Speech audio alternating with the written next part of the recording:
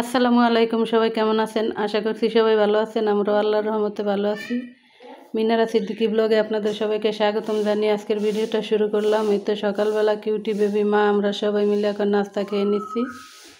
আজকের ভিডিওটা খুবই ছোট, আশা করি সবাই স্কিপ না করে দেখে নেবেন। আর এই পর্যন্ত যে বা যারা আসছেন প্লিজ একটি লাইক দিয়ে দেখেন। আমার কিউটি বেবি চাল ভাজা খাচ্ছে। এখানে আমি ঢেঁড়স কেটে নিছি, তারপরে পেঁয়াজ, আজকে রুই মাছ ভাজবো। আর এখন ডাল বাগার দেওয়ার জন্য পেঁয়াজ বসাই দিছি, ডাল বাগার দিয়ে নিব। আমার ভিডিওর ব্যাকগ্রাউন্ডে সাউন্ড আসলে প্লিজ ক্ষমা সুন্দর দৃষ্টিতে দেখবেন। কথায় কোনো ভুল ত্রুটি থাকলে অবশ্যই ক্ষমা সুন্দর দৃষ্টিতে দেখবেন। আর এই তো এখন পেঁয়াজটা ভাজা হয়েছে, এখন ডাল দিয়ে দিব। ভিডিওটা ভালো লাগলে লাইক কমেন্ট শেয়ার করে আমার চ্যানেলটাকে সাবস্ক্রাইব করে আমার পাশে থাকবেন। যারা যারা করছেন সবাইকে অসংখ্য ধন্যবাদ। একটি লাইক দিয়ে ভিডিওটা দেখিয়ে, আর যারা সুন্দর সুন্দর কমেন্ট করেন তাদেরকে অসংখ্য অসংখ্য ধন্যবাদ। অবশ্যই আমি আপনাদের ভিডিও দেখব, আপনাদেরকে সবাইকে সাপোর্ট করব। এখন এখানে আমি ঢেঁড়স ভাজি করে নিব। এই তো পেঁয়াজ কাঁচামরিচ দিয়ে দিছি, তারপরে এখন ঢেঁড়সগুলো ঢেলে দিলাম। এইভাবে আমি ঢেঁড়স ভাজি করি।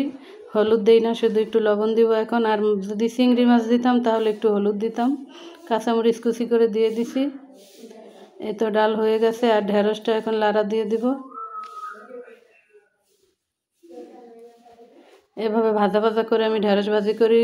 উস্তা করলা ভাজি করলেও আমি ভাজা ভাজা করে ভাজি করি। এই তো ভাজি হয়ে গেছে। ভাত, মাছে নুন হলুদ মেখে নিছি। এখন আমি মাছটাকে ভালোভাবে মুসমুসা করে ভেজে নিব। মাছ রান্না করব না আজকে, ভাজা মাছ দিয়েই ভাত খাবো। আজকে শর্টকাট রান্না, ডাল, ঢেঁড়স ভাজি, মাছ ভাজি, এগুলো দিয়ে আজকে খাবারটা খাবো। আজকে শুক্রবার, সবাইকে জুম্মা মুবারক। প্লিজ ভিডিওটা স্কিপ না করে দেখবেন, আমার ওয়াচ টাইমটা পুরো করে দেন। আপনাদের ভিডিও আমি সবসময় না টেনে দেখি। অবশ্যই দেখার আগে একটি লাইক দিয়ে দেখি, আপনারাও সেটাই করবেন আশা করি। আর এখন মাছটা ভাজা হয়েছে, আমি উল্টে দিতেছি। এখানে থাল প্লেটগুলো অনেকগুলো ময়লা হয়েছে, সেগুলো এখন ধুয়ে নিব। ফ্রাই প্যানটা অনেক ময়লা হয়েছে, এটা আমি ধারসোপা দিয়ে তারপরে ভালোভাবে ডলে ডলে ধুয়ে নিচ্ছি।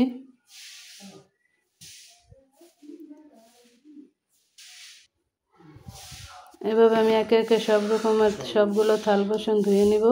এখানে কারেন্ট নাই, নেটে অনেক প্রবলেম। কালকে অনেকের ভিডিও দেখতে পারি নাই, তাই আমাকে অনেকেই সাপোর্ট করেন নাই।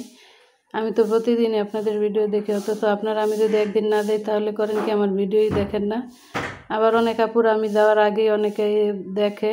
আপনাদের সবাইকে অসংখ্য ধন্যবাদ। এভাবে নিঃস্বার্থভাবে ভালোবাসা যারা দিবেন তাদেরকে অসংখ্য ধন্যবাদ।